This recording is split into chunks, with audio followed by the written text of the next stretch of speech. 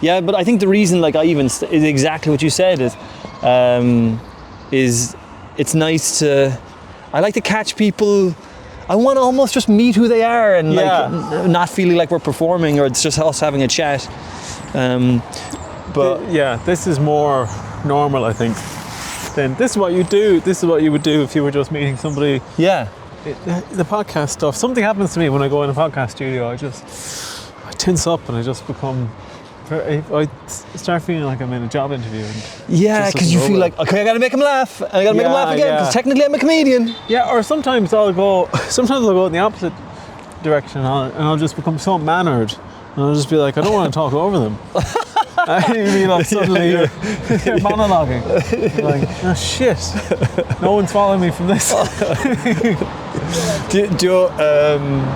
the only thing about making this, because I like to just hang out with people and chat and sort of talk about comedy and their journey, is oftentimes when I watch it back, there's so many strands of conversation unexplored because I usually ask a new question and in the moment I didn't even hear. When I watch it back I'm like, Colman, shut the fuck up, leave them, they were talking about this, you know. Well, yeah, but you say that, but to tie into stuff we've talked about earlier, the worst thing you could do is create stuff that has none of your personality in it.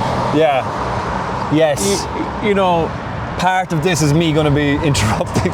Yeah, like as in, you want... Yeah, so... You were talking about mental health, and I was like... I can't even remember what I said. I was interviewing Ian Anderson. Ian Anderson was homeless in Barcelona, and his show is called Traumedy. It's brilliant. But he was like, and I was homeless, and I was like, did you get a new haircut? And he was like, we started laughing. I was like, sorry, it's just ridiculous. That's what comics are like, though. You know, I'm sure, because you have a girlfriend. Your girlfriend doesn't do stand-up. No, thank God. No. Same with mine. And like, sometimes you'll say things. I've always had this, and I think comics have this in relationships in general. You'll say stuff, and they'll just be like, what the fuck is going on in your head? And you like, as in, they'll be in the middle of something, and you'll just go, well, maybe this is just undiagnosed ADHD or something. But it's just suddenly you'll just go, that's so crazy, because my friend had that, and they're like, what are you talking about? Why is that relevant? I just feel like, I feel like comics are, they're a world unto themselves. Yeah, and they're good for multi-threading. You know, using all the different cores in their head at once. Your missus is... okay, if I got you to hold this for 1 sec, I'm just going to zip up my jacket. Your missus is English. Yes. I said that like... my girlfriend's Hungarian. My girlfriend, like it's a crime, My girl, I didn't know that you were okay with that. No. My girlfriend's Hungarian. I mean, not that. Why am I bringing nationality into it? But, how long are you going out, if you don't mind me asking? Oh, we've been going out since like the pandemic, so years. Okay. Yeah. You're living together, so and everything. And I would say that that's another thing when I was, to go back to the agent thing, is when I was talking to Hannah, like when we were having a few chats before it was all finalised, I'd said like, every agent I met, I said, work-life balance is important. And if you have a partner, like stand-up is very demanding. Yeah. You know, like it's not, don't get me wrong, it's not the hard, it's not like it's the hardest thing in the world, but it's demanding time-wise. Like as in, you know, I'm in Dublin for 3 days doing gigs. Yeah. And my partner's back home. And, you know, there's very, like, if you were, in a lot of relationships, if you weren't gigging around or whatever, if you just went to your partner, I'm going away for 3 days by myself. You know, like you need a pretty good reason. So there's a lot of like balancing with that, and you have to be respectful of that in a relationship, which I think is a totally normal thing. Of like, you know, say like, balance between both your needs, obviously. And like that you'd be surprised the amount of agents that you talk to, and saying to them like, sometimes I won't be able to do stuff because I have commitments to my partner, and they'd just look at you like kind of like blinking, just like, no. Like, you need to do whatever I put on your table. You know, you can't just be with the same one forever. You know, they're only going to do so much with you. So yeah, when they leave, and also You say that to your partner? yeah. I always do say that. I say eventually something better will come along, and I'll be out the door. Eventually something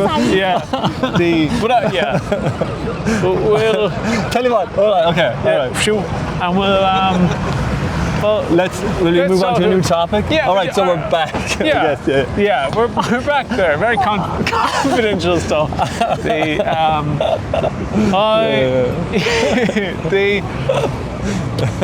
they're going to be so confused. Yeah, they're like, where they go. Especially if I put it up on Patreon, they have to go watch it. Like, really? That's what you hate. Or they'll be like, why did he cut out none of the chewing? All the chewing made it in. But yeah, I guess Maybe I'll watch it back and I'll be like, you know what? That's actually fine to leave in. Yeah. Do you know? You could put it up, and if your acting agent doesn't comment on it, leave him because he's not watching your stuff. So we'll start again, and I'm curious to see, Colman, what you think of what are your takes on, you've been in a few different scenes. Yeah. Because you've been in the Barcelona scene, and you've been in the Dublin scene. Oh God, when you said obviously. that, I thought you meant acting scenes. Sorry, but Well, Barcelona scene, Irish scene. Yeah, and Little taste of the Cork scene, but Yeah. really I started in Dublin. so I'm curious to see, like, what are your thoughts on it? You know, like, of the different scenes you've interacted in. Do you get the impression that there's like a vibrant scene going on, or you know, is it a slog? The impression is, I think every scene is a slog to some point, but do you think that there are things that annoy you about the Dublin scene that you think are specifically? I feel like this is going to be the most redacted episode. sorry. No, I'll tell you, and I'm happy to leave this in because. It's not about naming. But, you know. Let me tell you, Roger. Yeah. No, I think no, just after the previous. Yeah. I think every scene has its own political movements and foibles. Yeah. I think, look, I was based in the Dublin scene, and then me and my missus just moved to Barcelona, so now I'm in the Barcelona scene. The Barcelona scene is way more welcoming. Oh, I didn't realise that you weren't here. Weren't. So I come back to Ireland for work, so I'll do a couple of weeks of work. But by the way, we literally moved 4 weeks ago. Okay, so yes, it's very, yes. very recent. Yeah. My agent doesn't know I moved. Yeah. So I'm sure he won't watch this. But He won't. what I was going to say, and we moved for a whole bunch of reasons. Me and my partner wanted to move in together. To move in together in Dublin would have cost a fortune. Yeah. But also professionally, let's say for me, I feel like I was banging my head against the wall in the Irish scene. Like, Best Man did really well. We were like Playbills pick at the Fringe. We did quite well, and we couldn't get. And I feel like I still can't get spots in some clubs and stuff. Yeah, and I was like, yeah. Jesus, okay, or at least. No. That also, to be fair, I'm also disappearing half the week or a couple of weeks to go off to workshops in schools around the country. So I'm not even consistently out every night to show my face. So like. You know, because I know that's kind of part of it, and I'm like, okay, I can't do that because I fucking have to earn money. Yes. And so, we moved to Barcelona, but the Barcelona scene, it's all big. It's very democratic. It's more democratic than the Irish one. There's like apply for shows, you get on, you don't. But at least we're all kind of equal in applying for shows. Yeah. They use that confirm system, which I'm like, okay, cool. And so there's something about that, and as well as that, I suppose I'm going to Barcelona. We're crossing over. Where's George's Arcade actually? Oh yeah, do you want to go to see George's Arcade? Yeah, why not? Yeah. In Barcelona as well, I feel like coming from the Irish scene, or coming from a scene that's not Barcelona and coming in with probably 2,000 followers, regardless of why I've gotten them. Yes. Suddenly you just have the appearance of like. Yeah. And as well as that, I think then I do gigs and like not not to fucking float my own boat too much, but like even last night at Hysteria, I think I did quite well. Yeah, you know? yeah. And I do quite well. And so like they're like, oh cool, 36,000. Jeez, he does quite well. Perfect. Let's take the spot. I feel like sometimes in the Irish scene, because I started with all the same people, it's difficult. And I suffer from this too. You don't really rate the people you started with, I think. No. Until someone else rates them. Exactly. That is very true. And I think you'll always, there's the classic thing, you know, you can only make a first impression once. Yes, and it takes a long time to make a second one. Yeah, then. and like I was even thinking about, and this isn't meant to be some kind of shade or anything like that, but I like these 3 gigs I'm doing in Whelan's, that'll be more than spots I ever got at Cherry Comedy, which I've never lived in Dublin, so that's not that big a deal. But it is true. Like, and I think the thing of that is, and I'm not saying like I should have been getting booked every other day or whatever. But like, when you're not consistently in a scene, it's so much harder to get any kind of footing. Yeah, because you know. If somebody sees you once up from Cork and you do shit, which happens to everyone, like, then they're just like, well, they're shit. Yeah, they're shit. Why would we get them up? Yeah, you know. And the other side of that is that you've travelled 3 hours and everyone else on the gig has walked there. Yeah. And they're like, why is this guy so rubbish? And it's like, well. What? Why do you think? I've been on a fucking bus for 3 hours. You know? Yeah. I'm exhausted. Like you all of you walked here. Like I think that the things were against me. Yeah. Like and I think there's never appreciation for that. So there's a phenomenon, and I think it happens all over. Like there's a phenomenon of. You know, you're like, oh, you hear this person's great in a particular scene, and then you see them, they come to where you are, and you're like, they don't seem that good, you know, and you're like, well, there's so many things going on there. Like, are they doing new material? Are they doing this? Are they doing that? Exactly. Like, it's on some level, it's almost. I think that's why going to Barcelona works as well, because like, there's a lot more open mics there. So in my head, I'm like, okay, I feel like I'm kind of.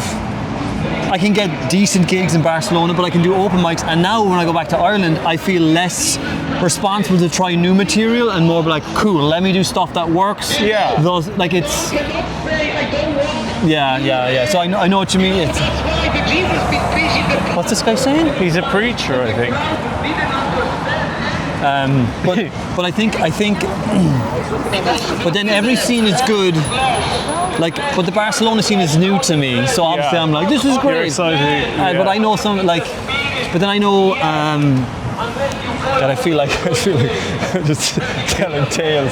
But like I feel like as a visiting comedian to Barcelona. Oh, sorry, if we're on George's Arcade, we want to take a right here. Cool. As a visiting comedian, or even though I've moved there, I'm still probably considered visiting. Yeah. You can get better spots. You'll be welcomed so much more than when you're there. Yeah, but the same. But then Barcelona-based comedians might have the problem that I have in Ireland. They're like, yeah.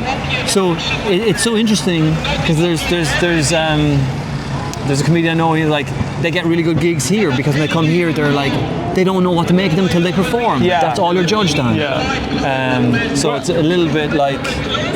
So, but to me, I think actually us moving to Barcelona, and this is why I think you being in London is actually completely in your favour, is because it's like you can come back to Ireland and you can be the prodigal son. You can be like, or at least. You know, like I need to start telling people I'm based in Barcelona now, and I think ironically, I could message clubs and be like, I'm based in Barcelona, I'm only visiting for 3 days, and be like, I think I'll have a better chance of being put on than any other time. You definitely do. I think, which is kind of insane. Yeah, it's completely backwards. Like, is it? But it is true. And it is. I think it's not to be too hoity-toity, but I think there is a post-colonial thing there that I think like. There is something about it's not comedy uniquely, it's like the same with bands, you know, like Fontaine's DC, you know, I feel like I knew people that were really into them, like for years, but I feel like they only tipped over when people were like, do you know they're actually big in other countries as well? Like, I just think there's something, there's something in Irish people. Like I wonder if I think if Cillian Murphy hadn't left Ireland for London, if he stayed in Ireland, he'd be like, just another Irish actor. Yeah. Oh yeah, totally. Just another Irish actor. And then he leaves, and like, oh wow. Yeah. And, like, and when you leave, we love you more. Yeah. We love you more. I remember when I moved over, right? I won't say who the person is, and I don't even have any malice to them. Like But I burn an effigy of them every second night. But when I moved over, I said like, I put up something saying, I'm trying. It is in this bringer thing. They do bringer gigs in London. I actually technically never did one. Yeah. Bring a gig to get up on stage. Yeah, and what happened is. There was a bringer exchange where if you didn't know people, you could go, you come to mine and I'll come to yours. Okay. And I had one like the next week, and I would put up on this thing, I'll be somebody's bringer if they can come be mine next week. Yeah. I was the person's bringer. They were shit, right? And then they just ghosted me and never came to mine. So do you know this person? I still have their name somewhere. All right, okay. But they don't even do stand-up anymore. Well, on some level, yeah, fine. I know, yeah. But when I remember when I put up, like, my bringer cancelled. I would rarely put up a status or whatever. Hang on there, Colman. I was worried that a woman was going to knock you over. But it's so we're good to go. But let me just check the batteries just real quick. See where this thing is at. Okay, do you know what? Da-dum. I'm wondering, actually, will we cross over there and I'll change the batteries on this? Sounds good. But go on, tell me We can finish this off first. So I remember being I would rarely post on Instagram or Facebook or anything. Yeah. But I remember posting on something saying like, my bringer dropped out. Like, is there anyone who could give me a hand? Yeah. I remember this comic who runs a club here private messaged me. This is when I just moved over, and he goes, man, like, you shouldn't be doing bringers. You're better than that. And I didn't message back to him, but I felt like saying to him, you've not booked me ever.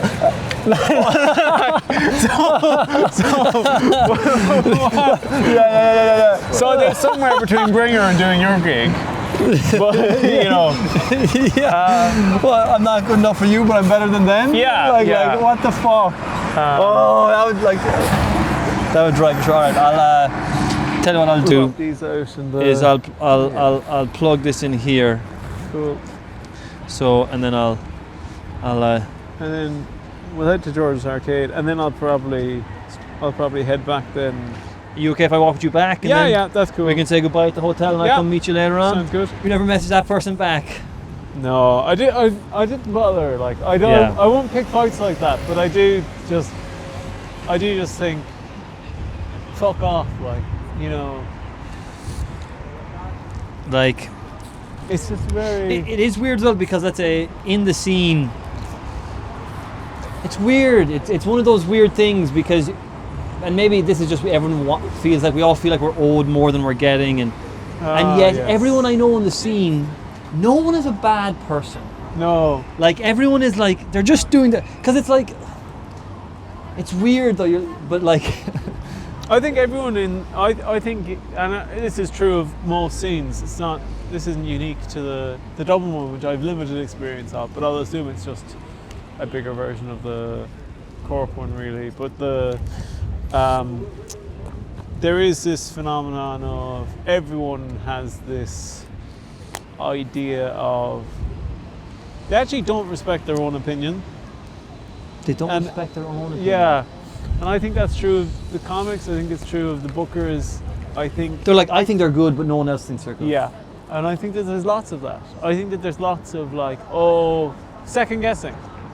And just saying, like I like their comedy. So that's enough. But no, they're like... Yeah, and I think that that's true of like, again, I'm sure I've never talked to Mike about this, so Mike might tell you that I'm off. Yeah. I'm off target on this.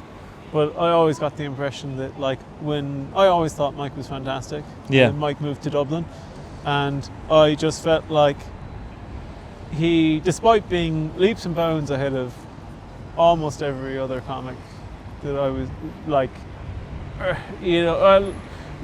there obviously you've your pros or whatever, but like I just thought so much more potential in Mike. I always thought looking at him, and not getting any opportunities, not even getting on like other nights that the shittest people going will get on.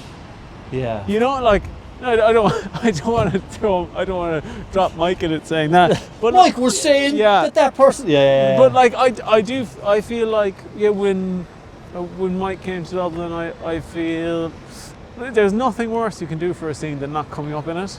I think sometimes they'll never let you forget that. If you come into a scene, you know, the Barcelona thing might be different. But, what? Say that again. What so do you there's mean? nothing worse you can do for a scene than not coming up in it. And they'll never let you forget that sometimes. So you mean like, okay, so let's say the fact I've gone to Barcelona, or give it to me in a practical example. You could use me as an example just to sort of hit that point home. Yeah. To me. So like I don't know if it'll be the same for Barcelona, but certainly I feel like in Ireland, like let's say you hit it big in Barcelona, everything goes really well for you. Let's cross over where we can. And I don't see any reason why you can't, like they have that clubhouse place in Barcelona. And they've secrets, yeah. And a lot of it is just like consistently getting clips for yourself or whatever. Like I could see a situation where things really take off for you in Barcelona, and then you come back here and let's say you wanted to move back here and you wanted to get established back in this scene. Yeah. You'd get people that would be like, subconsciously be a little bit like, fuck you. How dare you do it a different way? How dare you? You know what? It's kind of like what you mean a little. It's almost a little bit like the online comedians. Yeah. Are, like sometimes you can tell more established people who've less following are kind of like how dare you do it a different way? Exactly. Like you didn't suffer the way I've suffered and have nothing to show for it. Exactly. Or like I've worked in a lot of offices, so I often bring it back to like job situations. But if you've ever been in a scenario where they hire somebody externally versus hiring internally, and they might have hired that person externally because they're much more qualified. You know? Yeah. And the fact that they're more qualified, the people who are there who feel like you should have hired me because I've been here 10 years.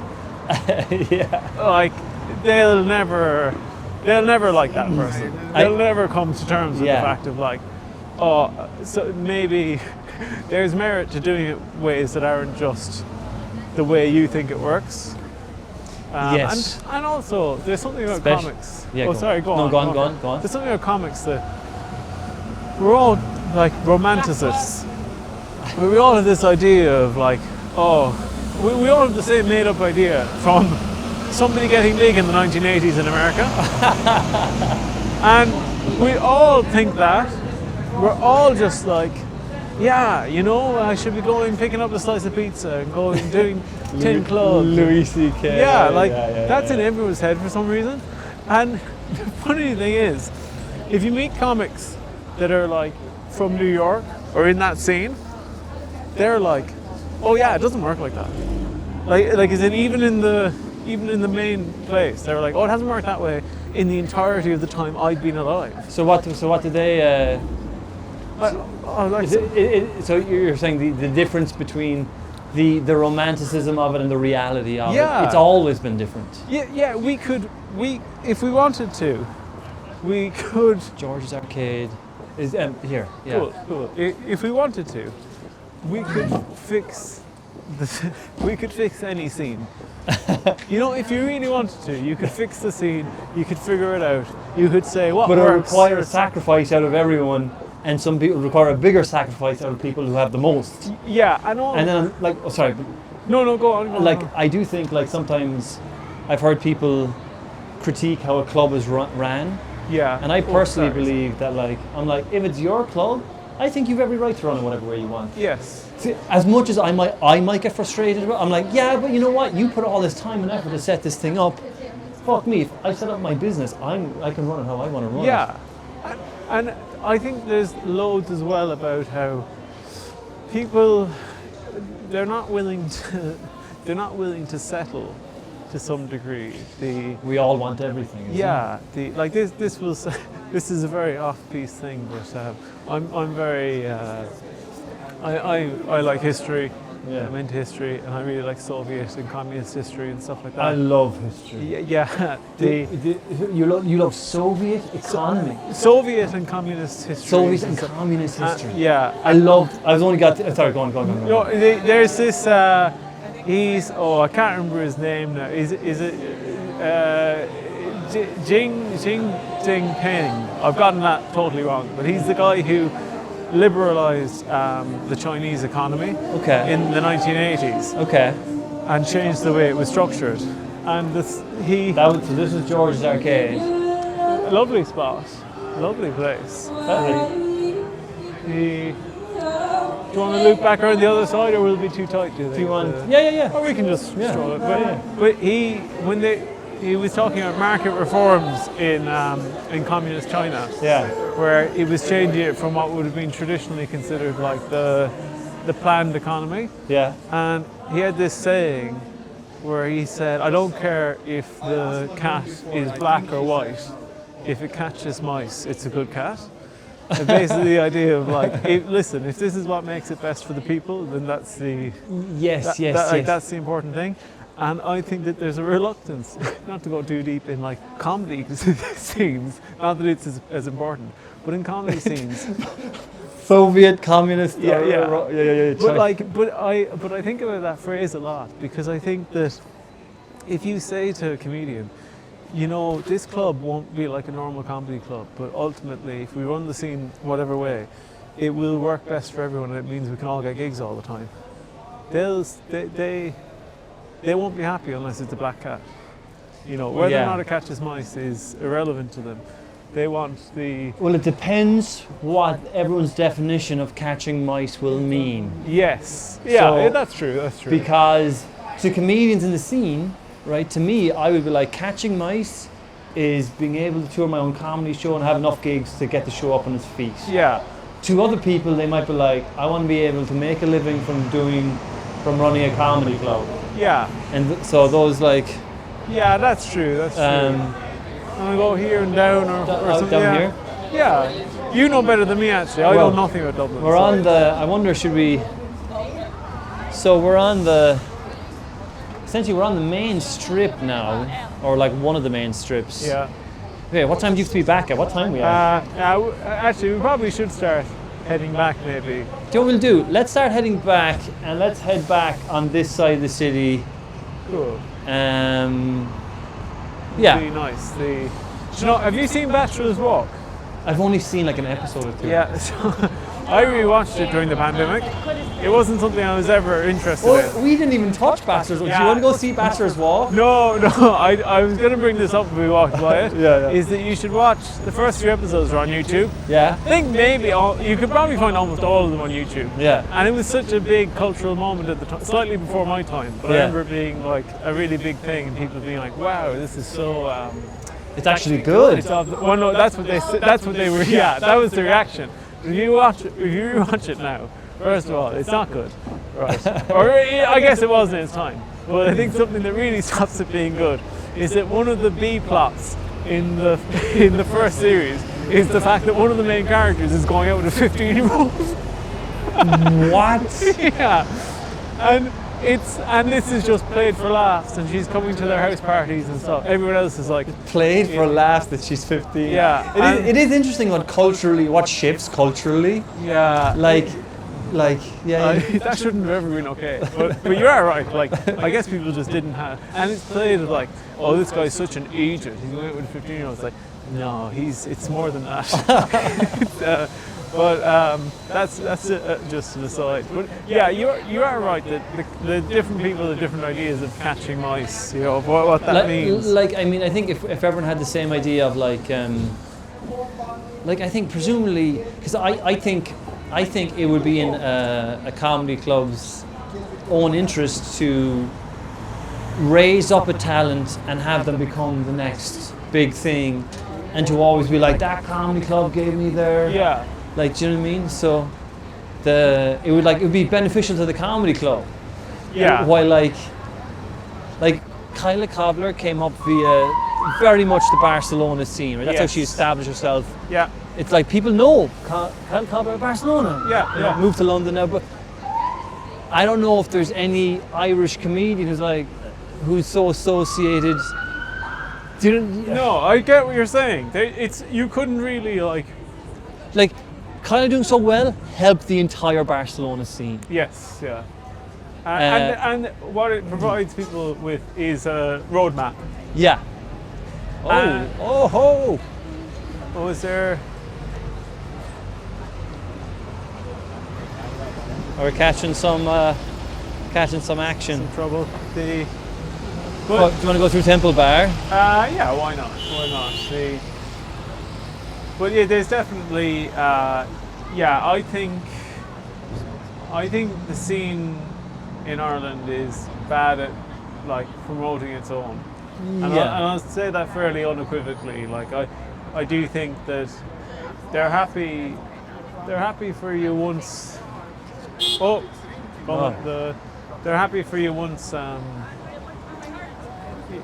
also, it's not like I'm in this scenario, you know, like I'm still working away or like trying to build it up or whatever. But yeah, like you are right. There's not a single comic that you can really say has stayed and been really supported the whole time along the way. Like, and maybe that's just impossible to do on the Irish scene. But I feel like it. I just feel like how can I think he'd a bin full of equipment, of electrical equipment. Is that what it was? It's for personal use. That's his own stuff. I think with how can it be impossible? You know what I mean? And like a little bit. But I also think now we're going to bump into. Because, okay, in America and in Britain, I really hope my mic is not fucking up, my beard is not fucking my mic. In America and Britain, stand-up is an established art form that people know, and there's a fucking hall in every town in the UK. Yes. In Ireland, stand-up is not established. So on some level, there isn't really, like, as much as people in London want to go to America, you can make a phenomenal living touring the UK. Yeah, that's... Totally, yeah. I don't think that exists in Ireland unless you are literally the top 1% of comedians. Unless you're Tommy Tiernan or like someone else. I think that probably is true, but I also think that I think it's coming up, but like But I think again this ties back into a problem that we have in Ireland is I think that when people go, instead of making something that works for our scene or our environment, people are like, we should try and recreate what they have in the UK. It's like, you'll never do that. Right. Okay. Because like you said, there's this whole cultural thing, like that's been a case even before stand-up was the modern stand-up like it is now.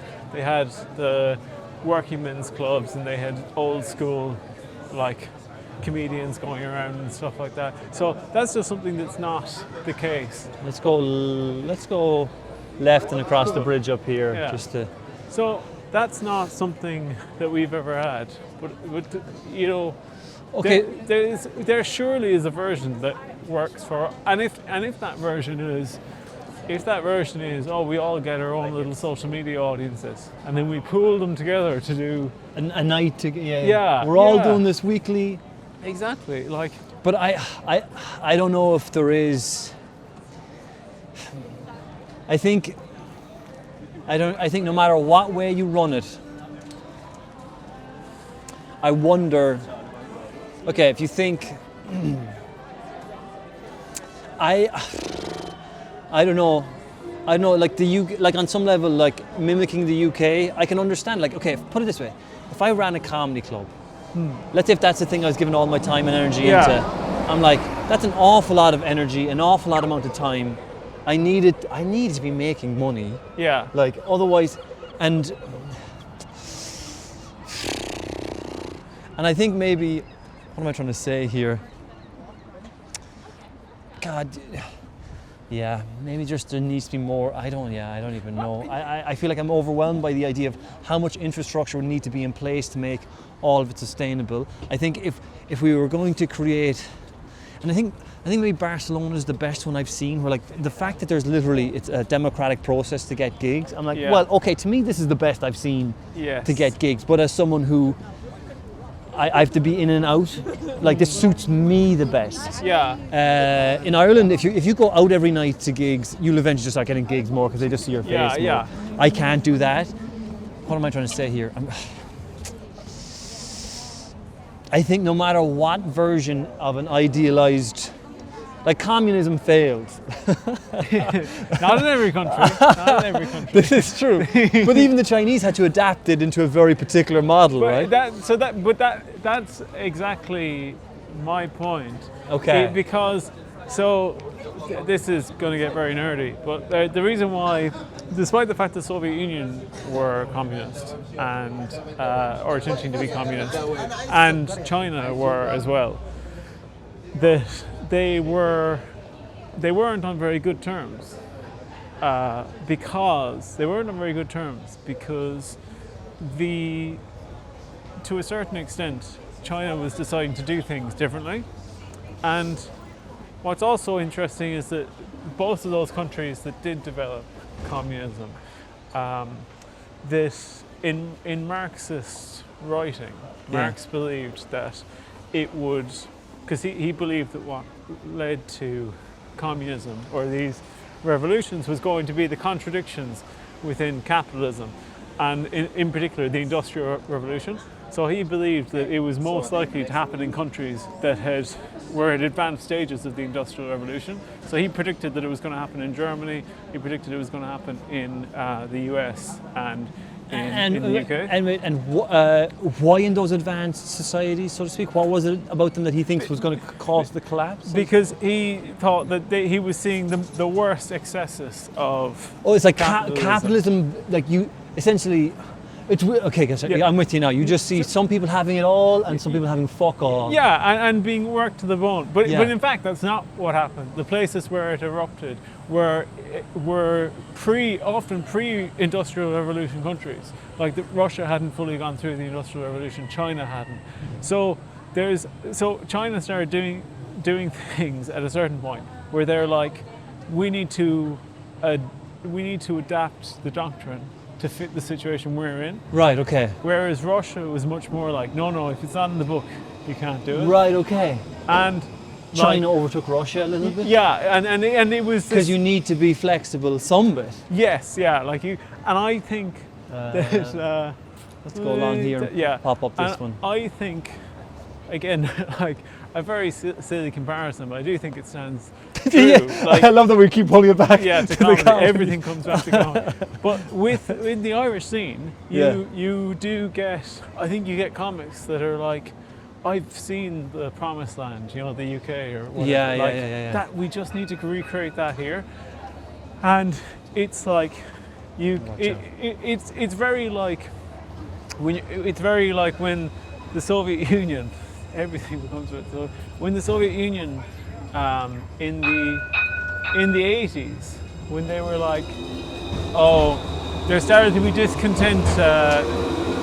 People, the citizens started to see like how many consumer goods there were in America. In America and stuff. Where what they would do is they would be like, okay, this is to make people happier. We'll just like make all of these consumer goods. But like what they would, we'll make the Russian version of it. Yeah, and what they would, but like it was wrong-headed because they didn't know exactly what people wanted. So like there's a case of like, I think actually particularly in East Germany, there's a case of eventually they just made one type of like Walkman type thing. Yeah. And basically like everyone got it, but there's only one of them, you know, because they're like, oh, that's what they have over there, and that's really the secret. So we'll just make loads of those. They keep missing out on it. No, it's choice. Yeah. And I think, like, I was thinking about nights that are good in Dublin and have been good for ages, and I always think of the Comedy Crunch, which is like a great night. And I think I've never heard anyone be sniffy about it. You know, maybe there are people that are, but I've never heard people sniffing about it. I always felt like Danny O'Brien was willing to give people a chance. At least when I was here, he was always somebody who I'd be able to get a spot off. You know, maybe you'd only be talking once or twice a year, but he'd at least give you the time of day.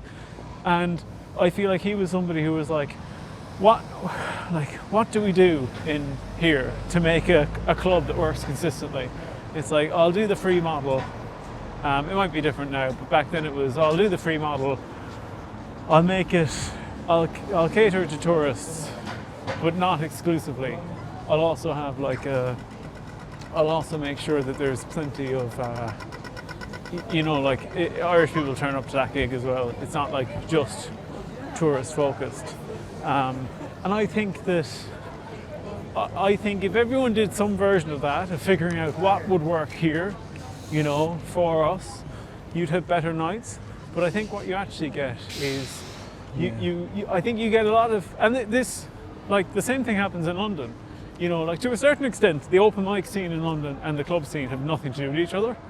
Like, to a certain, and also, this is the other thing that this is a bit like, I guess, again, to keep the Soviet Union thing, when you're at the tail end of the Soviet Union and you have people in Russia, like, meeting people who are like, in the West, who are like, oh, we want that. And you have them going, it's about to collapse. Over in London, there are people going, the club scene's done. Everyone who's ever going to make a living off the club scene, they're in there. There's no more club scene. And the club scene is full.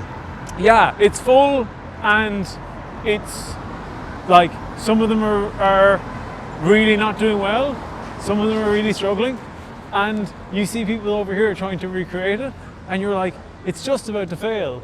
Is it just about to fail in the UK? Yeah, I'm being a little pessimistic, but there definitely is a case of, like, clubs in the last year or two. I won't name any names for obvious reasons, but like, there's clubs that would have ran every single night, and now they're down to 4 nights a week. Like, or they're going, well, we don't do that now on that day, or we're halving ticket prices. God, that's interesting. Yeah, and I think, fuck, that is interesting, because I suppose, God, that is interesting. You know, it reminds me of, like, I'm a qualified teacher, and oftentimes the Irish system is mimicking the British system educationally. They're like, there was a thing called Project Maths here in the Irish system, and it kind of took over, or it was very much replicated on a British idea of how to teach maths. Right? Yeah, teach it more like you got it as a project. Yeah. However, some of the responses to Project Maths in the UK, and I actually, you know what, maybe you also clarify, I am now talking on rumour and what I've heard in staff rooms. I have no facts. Yeah. So this could all be horseshit. Yeah. But basically they were like, this isn't working well. Oh, actually, this is true though. The burnout of teachers in the UK is fucking crazy. Oh, like, that is true. Yeah. And they were like, so we want to mimic this system that is unsustainable. How the fuck does that make sense? Exactly. Yeah. So I do hear what you're saying. You know, I suppose, like, to be fair to maybe someone like Crack, then they're running 7 nights a week and they are making it work. Yeah. Well, which is insane. I think Crackden are another example of people who were like, to use a Marxist or material realist, that were like, what are the... Did you study communism in college? Or what? A little bit, yeah. But I'm very left wing. I'm so left wing I can't express my opinions to people. They won't like it. Go on. No. I'd love to hear a few. Whenever, like, again, they're people. I have tremendous respect for them getting on TV. Yeah. Like, as in that's something where like I don't know Eddie that well, and I think it's Damo involved as well. Yeah, is it? Eddie and Damo are the two. Yeah. So like, I think the fact that they got that together, they have a club that runs well, and that they got it on TV, even if they only got it on TV once. Like, I don't know if there's another series or whatever. I think there's 2 series. Well, like, that's enough for me to go, that's somebody thinking outside the box. Yeah, no, to be fair to Eddie, Eddie's I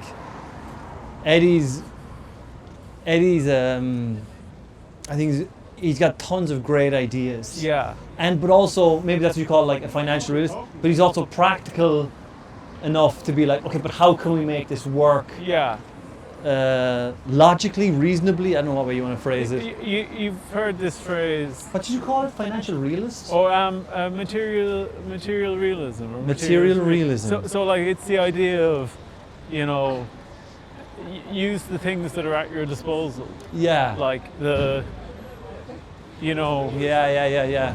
Figure out how to make things work with what's. Don't wait for utopia when like you can use what's around you. Sometimes I feel like I have that then, as in not the material realism, the other one. Yeah. Where I'm like, okay, we just need everything to be right. Yeah, and like to be less to go the opposite direction from the communism route. Like, to a certain extent, it's also just like good project management. Yeah. Of like how many times, you know, I guess if you're teaching and your background's in teaching, it probably isn't as common as if you just have a general office background. But like, sometimes there'll be a project going on, and eventually they'll just become, you know, especially if you're making a piece of software or whatever, it will just be obvious that like, oh, this feature just won't make it for the release or for the launch. It's just, I guess it's the same making movies and stuff, of like, you know, where we can't film this scene. You know, this scene won't get done. We need to work around this scene. You know, it's not in budget anymore. No, I know what you mean. It's weird. Yeah, on some level, I do feel like, yeah, and I do know what you mean. I'm bothering to myself now, but let's say with this show, it's like, well, let me just keep filming, and eventually I'll find what works a little bit, like what's reasonable. But that's a great way of looking at it. You go like, we'll figure it out in the process. Can I ask? So, were you like very? Can I hear some of your left? No, it's just general, like very. It's just like, it's just. I just think socialism works, and I think a lot of the. You think what? Socialism works very well, and yeah, and also I think that there's lots of things in my life that like. This won't be interesting to anyone, but I do just think of like most of the things that people think of that are good about like general things we hold in society. Yeah, like as in. No, I'd be quite left. Yeah. Like, I feel like all my ideology is quite left. Like, I think healthcare should be universal, education should be universal. I think at this point, fucking maybe even housing should be universal. Yeah, but you said I'm so left. I'm like, oh my god, what? Yeah, you know, it's like. Or were you just being facetious? Well, a little bit, but like, there's so many scenarios where I'll be talking to somebody, or somebody will be talking about the Soviet Union, and they'll just be like, oh, it was so awful, and I'll just have this knee-jerk reaction of, it wasn't all bad, I'm sure. You know, like one of my I won't get into that because one of my friends grew up in the Soviet Union, and I won't get into this because it's like his thing, but like him and his family, talking to them. They're from Cork? No. Yeah, like as in he grew up in Cork with me. It's not. No. Where'd you go to school? What's his first? Sergey? No. No. Okay. Oh, that's interesting. No. He's a Russian, but grew up in Cork. Man has a Cork accent. Yeah, Man's more Cork than Russian. But my friend, who will remain nameless, just because I don't know if he'd like to be mentioned. But him and his family were always just like, let's go quickly. They were just always like, yeah, it wasn't that bad.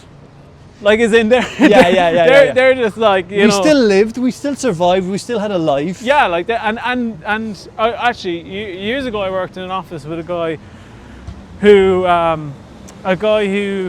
it's slightly different from the Soviet Union, but he grew up in Yugoslavia, before it all split. Yeah. And he's like, he I think he lived until he was maybe in his 20s under their form of it wasn't quite like it was like socialism, or like their form of I can't remember exactly what they call it, but let's call it like Titoism. And he lived under that, and he just said like, well, you saw what happened when it stopped. Like the whole place went tits up. Like, you know. Well, no.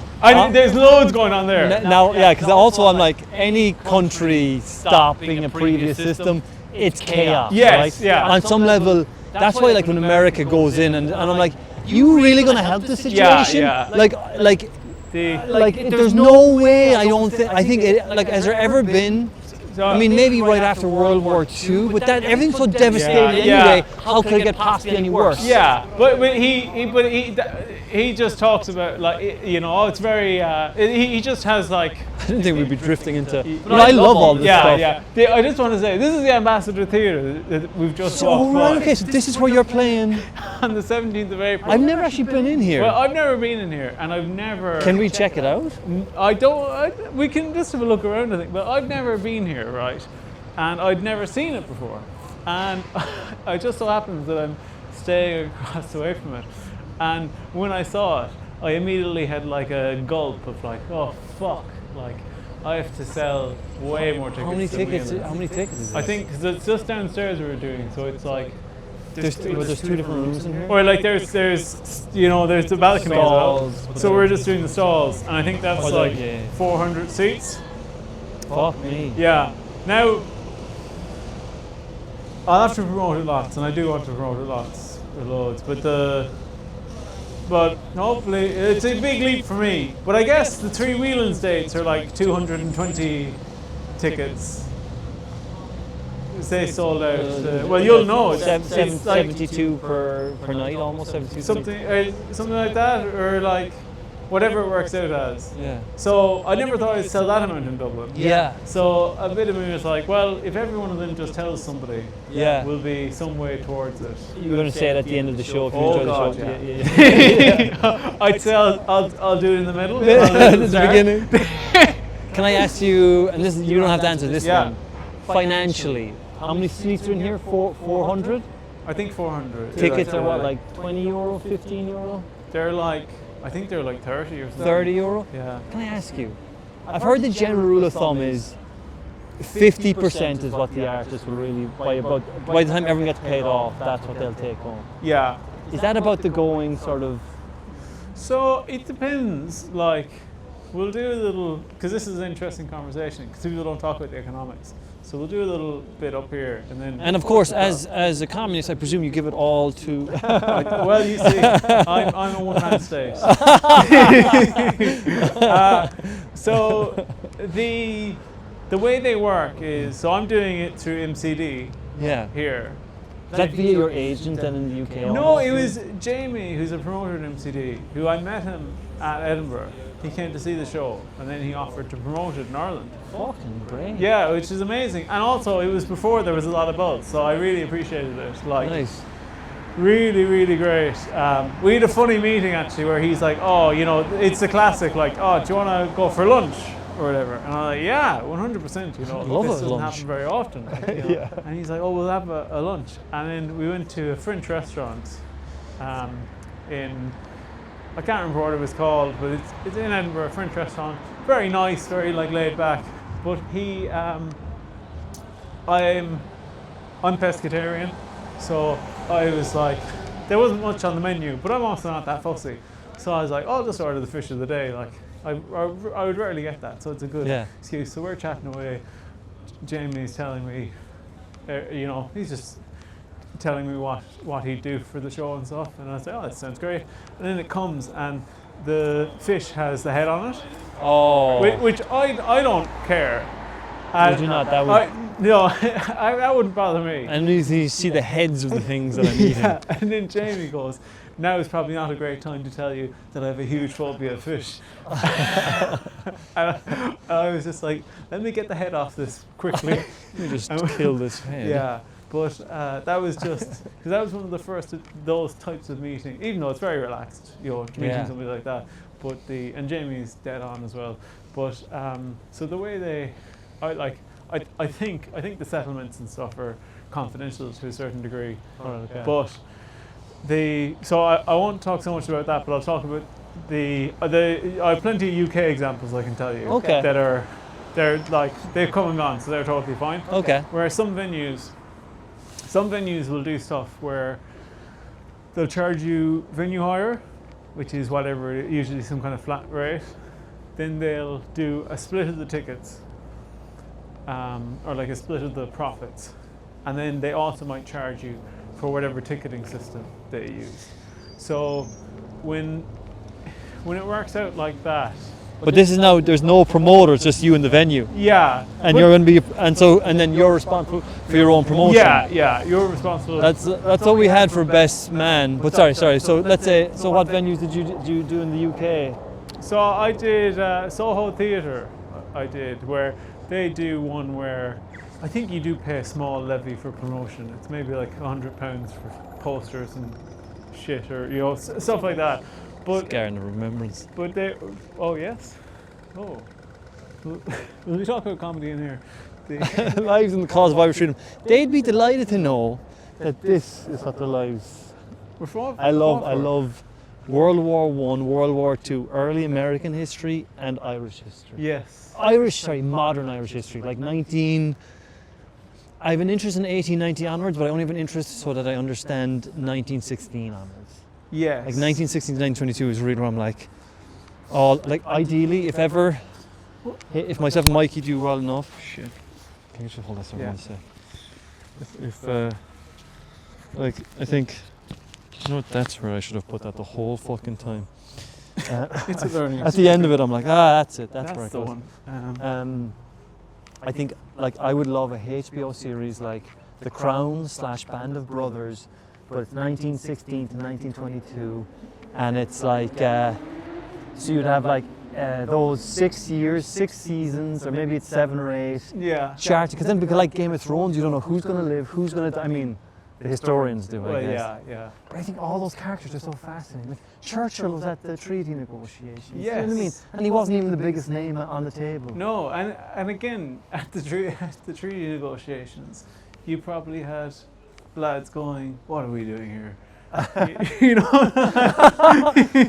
shouldn't be here. Yeah. I'm not legitimate. Yeah, which we shouldn't, we shouldn't think. But I think it's in our. This is amazing here actually, because I've never walked through here before. I don't think I've ever walked through here either. But you can just see they obviously have the old historic Irish weapons, or like you have a Celtic sword here, which are, I don't even know if there's much evidence of these being found in Ireland, but on the continent, these were designed in such a way that when you would be fighting, that supposedly Celts were very vain, that the blood would go away from you. Oh, they don't, because they don't want to get covered in blood? Yeah, supposedly so. And then you do have like lots of Irish mercenaries throughout the years being like pikemen, which I guess these are. But I've never seen any of this, but this is like beautifully done. This is the sort of thing that, to go back to the like Irish post-colonial, this kind of an awe-shucksness about Irish people, that this is the sort of thing that you wouldn't think we'd have in Ireland. Garden of Remembrance. Yeah, you just feel like, we wouldn't have one of those now. But you know what's weird? If someone proposed it would get shot down, It but once would, it's built, we're like, isn't this Yes, great? yeah. Isn't it that's Irishness? Yeah. And when this was even, maybe we might find out over here when it was built, but you have obviously Children of Lear here, which I don't know what they stand with. Children of Lear, what was the thing? They turn into swans and live forever, or do they die? Well, they live forever as swans, and then it's... I guess that's the idea. The people who died, they live forever in our imagination. And the interesting thing is, there's... I love that it's in French. I didn't even pick up on that. It's like... I thought it'd be Irish and English. Yes, I did think that as well. Well, you know that... I suppose the birth of liberty. Well, the French gave us our flag. The French gave us our flag. Well, Yeah. a mimicking of the red, white, the red, white. Yeah, it was another. Yeah, it was a revolutionary flag of the. What, like a what does the blue represent in France? What does the red represent? Now this I don't know, but Okay. they designed the tricolour and it was gifted to us. No fucking way. So in what year? Kind of like in the 1900s? I think earlier. Something in my head is saying it's probably like 1800s. We might have been gifted it. No fucking way. Early 1800s. French Revolution is fascinating. Yes. They're still in a revolution. Oh yeah, yeah. Like, has it ever stopped? Yeah, people always talk about how the French are so ready to Oh. go to the streets. And, like, I think it is a quality that you don't have. Yeah. That you lost in Ireland, or certainly the. And I do think it has a lot of quality, but sometimes I'm like, lads, maybe just settle down for a calm little. down, yeah. Calm down. But there's a comedian called John Maher, great comedian. I don't know if you've ever met him now. I don't think so. He's originally from Mayo, grew up in Belfast. Fantastic comic. And his great granduncle, I think Thomas Francis Maher, I think that was his name. He's the guy who brought the tricolour back to Ireland. No way. Yeah, yeah. So he. That is a beauty of the smallness of Ireland. Is my Mikey's partner's grandmother is the daughter of who was Colin's right hand man in what's her surname? And he was Colin's right hand man, and then when the Irish War of Independence kicked off, he maybe didn't. Trying to be so. Now we're diplomatic. Now we're diplomatic. He was. I think he would have been accused by the opposite side of being. What's the word? He would have killed them easily. Like he was dispatching the opposition. So he was working for the government of Ireland, the newly established. Oh yes, yeah. And he was just Mulcahy. I think it's Mulcahy. Okay, yeah. Fuck. Anyway, but and also there's an improviser here in Dublin. Her name is Hannah Lamass. Well, Like not too many Lamasses going around, like really. It's weird to be like, yeah, of course all these people have kids. Like, but I think that's what I Yeah. like about Irishness is like there's a connection via everyone. Like we're not too yeah. far from the history. I think it's very funny as well when you meet people like myself. Like I wouldn't have any great ties, or like we wouldn't have any great, figures in our history. in Like the O'Sullivan yeah, history. in our family. Yeah. But you do meet people who you're like, you have nothing, or you're like, what were they doing? Where like where I think Could you not have been involved? Yeah, like would you not have done something? something? Yeah, but then you have other people, and it's like, oh, it's a big part of their family, which understandably it should be. But I did think it was crazy a few years ago when they were like, oh, we're going to celebrate the 1916, 2016, 100 years of the Rising. No. where they mooted the idea of potentially celebrating Irish people who served with the British state before the independence. So They were going to celebrate it in Ireland or in the UK? in Ireland. They talked about I think Varadkar mooted this idea of like, oh, we can do, these people should have some kind of remembrance as well. Because on some level, since and what happened? He was just shot down, understandably. Like it was, It's interesting because also I'm like, yeah, but we've all come so far, and those people, it's all history. Yeah. But I do understand. I guess it's all still kind of new. Yeah, I think the big thing is like, for stuff like that, the reason why I think it's fair to shoot it down is that I don't think maybe it's because I don't live in the country anymore, but I feel like we never, except for the centenary, like I feel like we haven't done huge celebrations. We don't go out of our way to celebrate. But I think that's because it's all still so fresh for some people. Maybe not for our generation, but like my dad's generation, they won't vote for Sinn Féin because of the past. Even though my generation, I'm like, I just look that they want to fucking be. I look at their policies, not. Yeah. But my mum and dad is like, no. Yeah. It's we'll get back to comedy though to just wrap it up on the comedy thing. But yeah, I do. Yeah, I think that Ireland has never struggled to generate good comics. You know, I think Yeah. like the problem is not the talent. Talent. Yeah, I think the problem is The showcase for the talent. Yeah, and I think actually maybe part of it is being a small country. That's definitely part of it. You know, like you can't really get around that to a certain extent. But Yeah. I think it's probably true of all of our institutions to some degree. Of like, you'll get people telling you, like I'm not a big. I'm not really into sports or anything, but you'll get the same thing of people saying, oh, like Irish clubs can't hold on to their talent because they don't have the sorts of things in place that you might have for the big teams and the youth academies and stuff Yeah. that they have in Can I get you to hold that for one more second? Sorry. the youth academies that they have in the UK. And I think I think similarly with stand-up is like you do get a bit of a brain drain every now and again of people being like, oh, yeah, I'll head off, or but yeah, But maybe it's the nature of a country the size of Ireland, yeah, on the edge. I love that in the film with Colin Farrell and Brendan Gleeson. You're on an island off Europe. yeah. Like it's a bit like actually when RTE had I don't know what we're waving into, but when RTE had their, you heard about that in the UK, like the RTE had their big scandal, how much they were paying. Yeah, everyone. I loved that. And that was really it was funny. so great.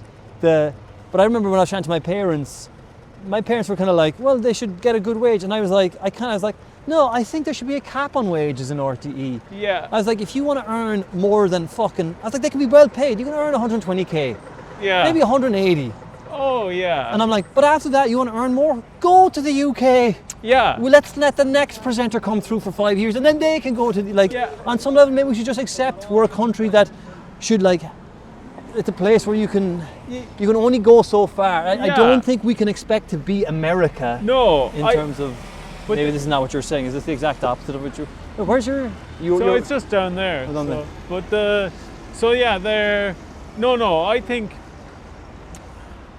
think that it is a similar route to the problem, but in RTE it is like you do find out. Don't get me wrong, loads of people have really inflated salaries and stuff like that.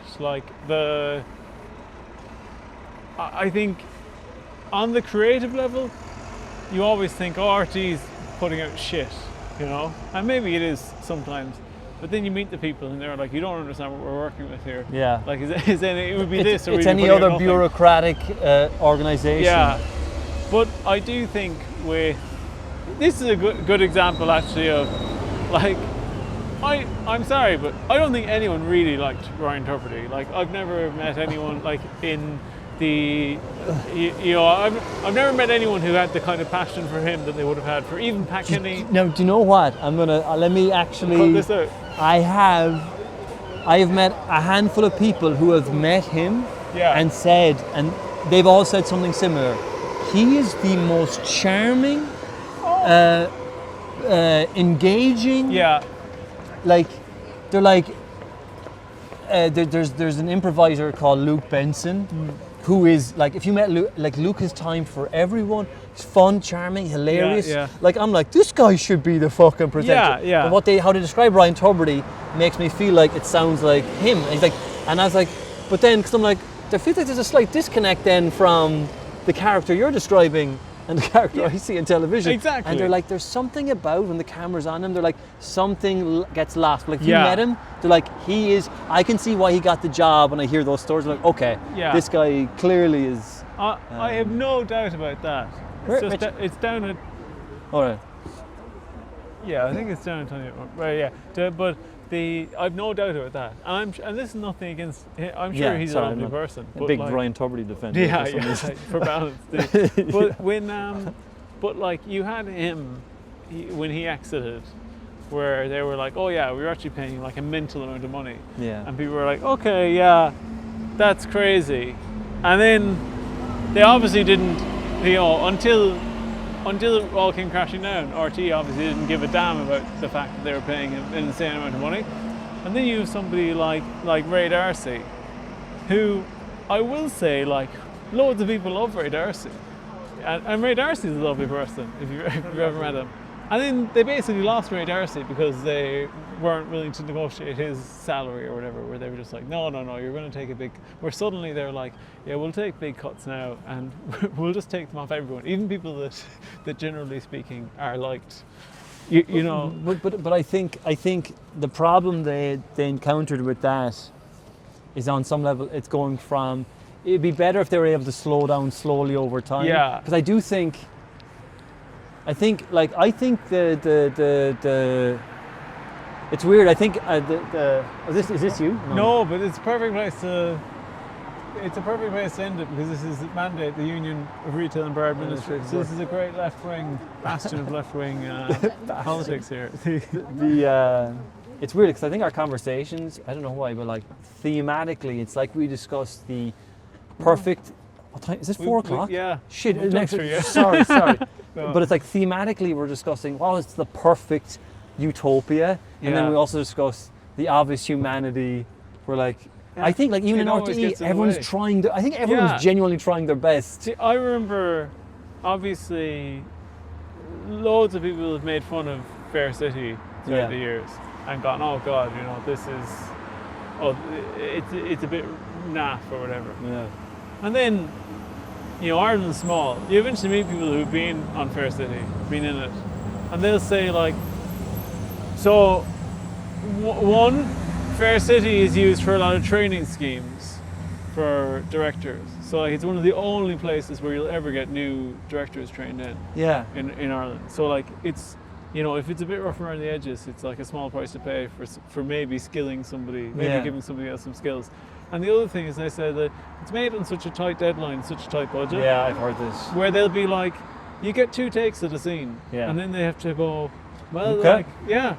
And like I'm not an actor like you've acted a lot, Colman. Like you won't get your first. You might not get your. You might not get it for your first 2 takes. I've heard of actors on Fair City because they know it's only like 2 takes. They're like, but they will have to retake it if you're. Yeah. They're like, okay, you get another one. Like, because they're like, yeah. But yeah, no. But I guess on some level, like.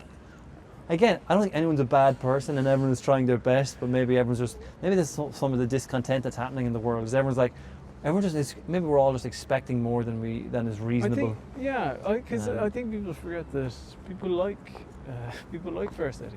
Yeah. You know? Like as in my mom watches it all the time. Or my sister does. Like as in, whereas like you're watching, and you're like, oh, it's not The Sopranos.